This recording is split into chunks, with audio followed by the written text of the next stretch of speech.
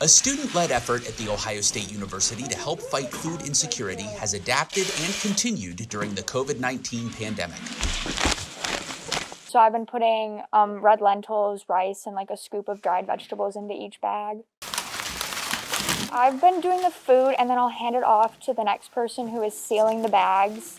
And then the next person will be putting like labels so they know how long the food is good for, and then we'll be putting them in boxes, and there's 36 per box. The Office of Student Life and Kind Columbus worked with the Kids Around the World organization to create a food packing event called Pack at Your House. Students and staff helped put together more than 120,000 meals for some of the most under-resourced areas of Ohio.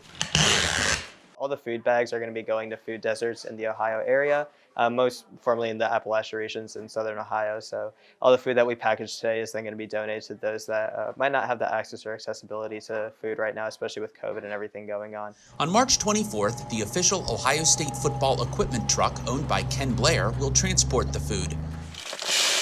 Student Life team members will be joined by staff with OSU Extension to deliver the assembled meals to nonprofits in Scioto, Pike, and Jackson counties. Although it's not maybe at the same scale that would have been in previous years, I think that the impact is just going to be as great. I wanted to do it because I know food insecurity is so high right now, especially because the pandemic is still happening. I just wanted to give back to the community. The project is funded through a grant by Kind Columbus at the Columbus Foundation. For Ohio State News, I'm Ben Johnson.